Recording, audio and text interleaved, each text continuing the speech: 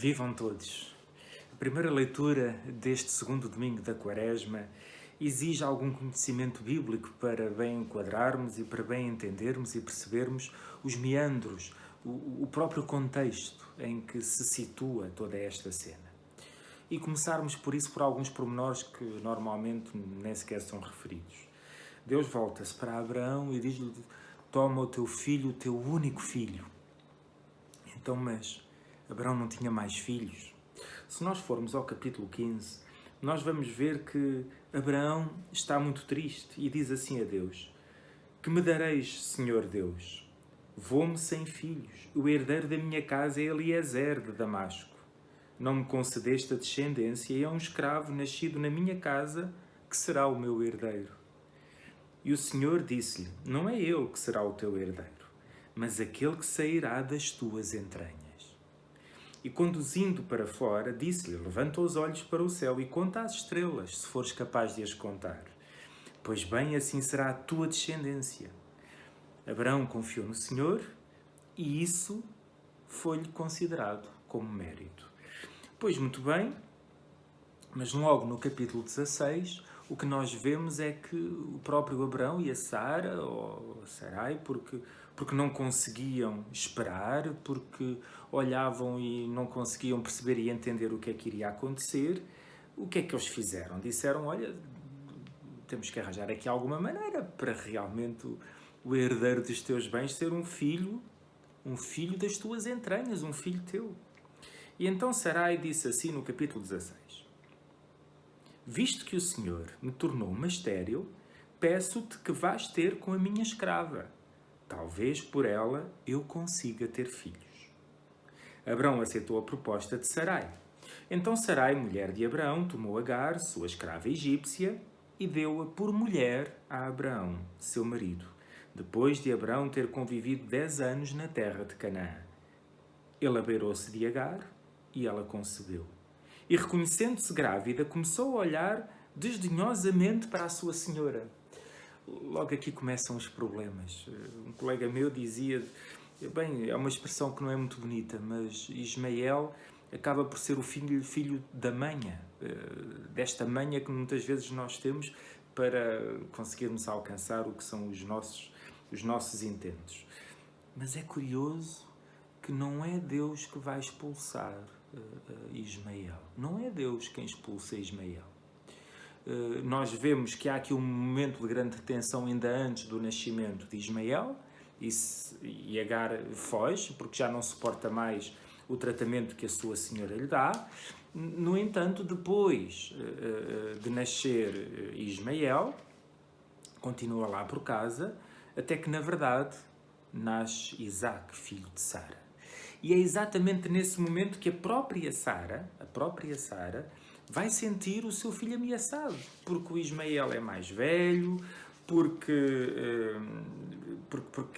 ela também nunca gostou muito do tratamento que Agar tinha para com ela e acaba por expulsar. Então lê-se assim, no capítulo 21. O filho cresceu até à idade em que deixou de mamar, Isaac. E nesse dia Abraão ofereceu um grande banquete. Sara viu que o filho que a egípcia Agar dera a Abraão estava a brincar. E ela disse a Abraão: expulsa esta escrava e o filho, porque o filho desta escrava não herdará com o meu filho Isaac. Esta frase desgostou profundamente Abraão por causa de Ismael, seu filho.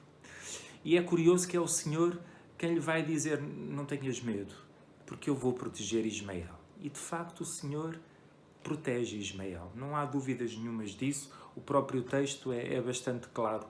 Não há nenhum homem que seja alvo do desdém de Deus. Não há nenhum homem que Deus não olhe com bons olhos. Não há nenhum homem que Deus recuse. Nós, no meio das nossas vidas, das nossas maneiras de ver, de pensar, de agir, nos nossos pensamentos, depois acabamos por desdenhar uns dos outros e dizemos: este é mais importante que aquele, ou outra coisa qualquer. De facto não é assim. Na Sagrada Escritura, para Deus todos contam. E é tão belo ver quando Agar chora porque não consegue alimentar o seu filho, e é o próprio Senhor quem lhe vai providenciar. E também se fala dessa grande nação de ismaelitas. Por isso, o primeiro ponto importante é percebermos que quando aqui no texto se diz o teu filho, o teu único filho, é porque na verdade aquele era o único filho que interessava verdadeiramente a Abraão. O outro era como se deixasse de o ser. Deus tomou conta dele. Deus não o largou. Deus não abriu mão dele. Mas toda a cena se vai centrar neste filho. E porquê neste filho? Porque este filho é o mais que tudo de Abraão. Abraão realmente sempre desejou muito ter este filho. E é o próprio Abraão que às tantas começa: Senhor, eu faço tudo para ti, eu dou-te tudo o que tu quiseres. Se tu quiseres, eu até te dou o meu filho. Claro que te dou o meu filho, porque tu és mais importante do que eu. É um curto-circuito complicado este no coração de Abraão, mas é quase como uma prova que Abraão sente que Deus lhe está a fazer. Se tu me pedires, se tu me pedes o meu filho, dou-te ou não te dou? E Abraão prepara-se para dar o filho. E aquilo que nós vemos acontecer no alto da montanha quando Abraão está prestes a sacrificar o seu filho é, na verdade, a ação de Deus para dizer: tu é que tens que transformar o teu coração. Tu é que tens que transformar o teu pensamento, porque eu não quero que tu faças coisas para eu fazer outras coisas que tu queres. O que eu quero é que tu ouças a minha palavra. E eu sei que tu a ouves. Não mates o teu filho. Podemos ver também, isto é importante clarificarmos esta cena, podemos ver que Deus não é alguém que está a fazer um joguinho connosco. Há dias apareceu, alguém me disse que apareceu na internet uma história de uma senhora, uma mulher casada, que queria saber se o seu filho, se o seu marido lhe era fiel ou não, então escreveu uma carta a dizer: olha, eu vou-te deixar, pronto, decidi deixar-te, e a mulher escondeu-se debaixo da cama. E o marido deixou lá a carta no quarto. O marido, quando chegou, leu a carta, e então, depois de ler a carta, disse: ainda bem, finalmente, que ela me vai deixar, já fica tudo resolvido. E a mulher, coitada, nem queria acreditar. Eles eram casados há pouco tempo. Diz que ela debaixo da cama só lhe apetecia chorar. E o marido só dizia coisas, só dizia disparates. E ela, aflitíssima ao ouvir aqueles disparates todos, até que o marido, às tantas, nos disparates todos, que disse assim: olha, e tu podes sair debaixo da cama, porque eu sei que tu estás aí desde o princípio. E ela: como é que tu sabes? Disse: olha, porque deixaste os pés de fora. E de facto, às vezes andamos assim com estas brincadeiras, com estes joguinhos. Já então, mas será que tu fazes mesmo assim? Então, e se eu fizer assim para ver como é que tu fazes? E podemos correr o risco de ver esta leitura assim: então Deus anda ali a fazer joguinhos comigo, Deus também está ali desconfiado, Deus também quer ver isto. Não é nada disso. E Deus conhece-nos verdadeiramente. Deus sabe verdadeiramente quem nós somos. Deus não pede nenhum sacrifício dos homens. Não é isso que agrada a Deus. Não é a morte de ninguém. Deus quer a misericórdia. Aliás, isto é muito importante para nós percebermos bem a transfiguração e, sobretudo, a paixão e a morte de Jesus. A paixão e a morte de Jesus não é um sacrifício para um Deus que está sedento de sangue a dizer: alguém vai ter que morrer por causa dos pecados todos que esta gente fez. A morte de Jesus não é causada pelos homens. A morte de Jesus é Jesus que dá a vida. A minha vida ninguém me atira, sou eu que a dou. O Senhor Jesus prefere a misericórdia ao sacrifício. Há uma misericórdia imensa na doação que Cristo faz de si e de facto, o grande sacrifício da cruz é, na verdade, o sinal da grande misericórdia de Deus. Esta transfiguração diz isso. Jesus está a falar com Moisés e Elias sobre a morte que vai acontecer, sobre a maneira como ele se está a dar, a maneira como ele se oferece, a maneira como na verdade ele confia no Pai, como ele se entrega nas mãos do Pai. Não é o Pai que quer que o Filho morra, é o Filho que se oferece para morrer, para viver para o Pai, para dar a vida a todos nós.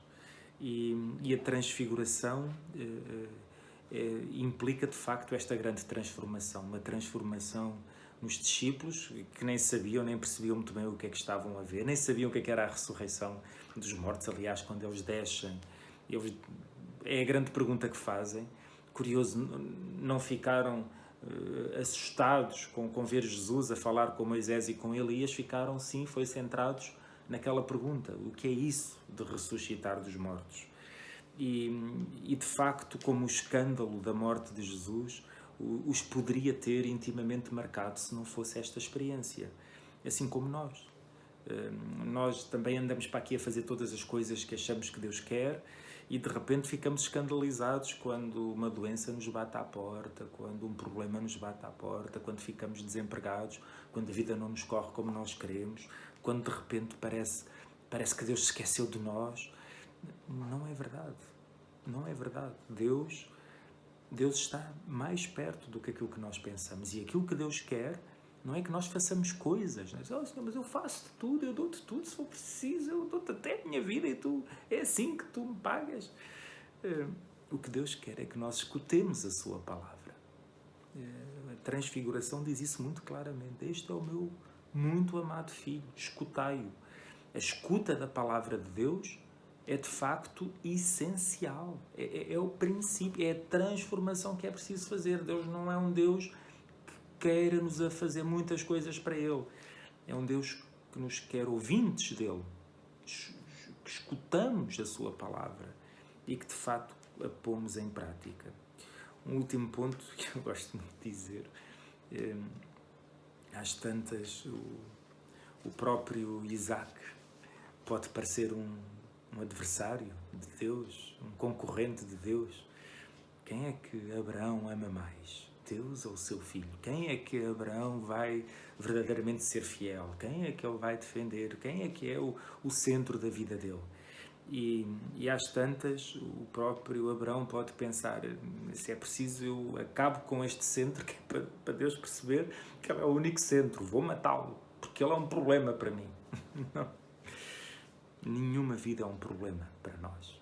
O problema não são os outros, o problema não é se aquele vive ou se não vive, o problema é o meu coração. E é preciso purificar de facto o coração. E Abraão purificou o coração e Deus disse: não faças mal nenhuma à criança, a criança não tem culpa de nada, a criança é uma bênção de Deus, é por ele que vai de facto cumprir-se a promessa de Deus. Agora o teu coração, esse sim, esse precisa de ser bem purificado, esse precisa de ser bem esclarecido. Quem é que ocupa o lugar no nosso coração? De quem é que ele é? Quem é que está no centro dele?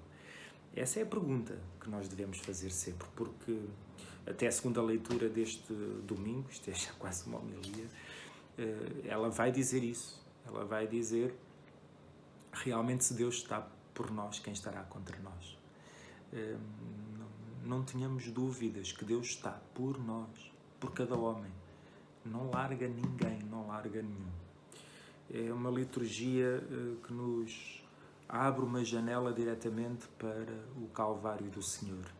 Se queremos bem ver o Calvário, sem ficarmos apenas completamente esmagados pela crueza, pela violência, pelo sofrimento, precisamos de saber ler muito bem este episódio da Transfiguração, este episódio do sacrifício de Isaac, este episódio da misericórdia imensa de Deus para com Isaac e para com Abraão, e como a Deus lhe agradou o coração purificado de Abraão, como de facto Deus não quer a morte de ninguém, Deus não quer sacrifícios humanos.